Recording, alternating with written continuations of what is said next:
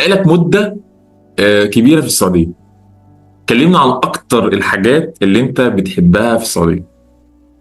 يعني عارف انت محب جدا جدا جدا للمملكه واهلها يعني، بس كلمنا عن الحاجات اللي انت بتحبها. بحب المملكه. اقول لك لان مش هنقول هي بلد الثاني بعد مصر، ان انا عشت حياتي تقريبا نص عمري بسم الله ما نص شاء الله. عمري موجود في المملكه. ده لان تقريبا الحياه العمليه بتاعتي كلها، يعني انا تقريبا خدت الحياه النظريه بتاعتي في مصر. في مصر، نظرة في وبعدين مصر.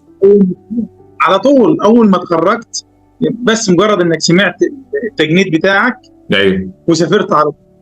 فالسعوديه يعتبر بلدي اللي انا عايش فيها، يعني انت ايوه. عايش في بلدك، كل حاجه هتقابلها هتبقى حلوه.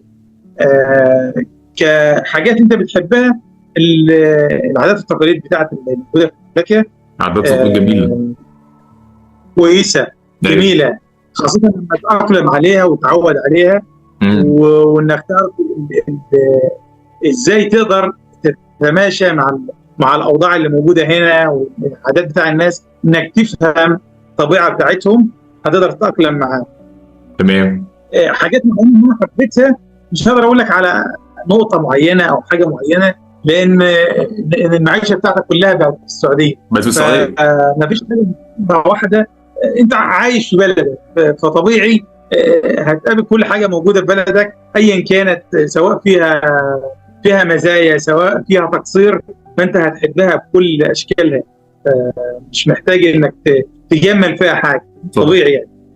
وميزة حلوة في السعودية انت ذكرتها دلوقتي في كلامك. السعودية طبيعتها واجواءها واهلها، بتحس كده ان انت فعلا بتحس ان انت بتتعامل وسط اهلك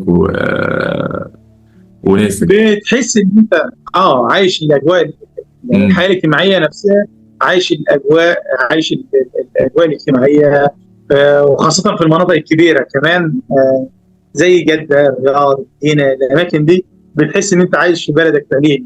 والله. ما انتش غريب، ما انتش ضيف فيها. ان شاء الله. بالعكس، العلاقات الاجتماعيه مفتوحه والدنيا مفتوحه فيها، فتقدر تعيش الحياه الطبيعيه اللي انت عايشها في مصر.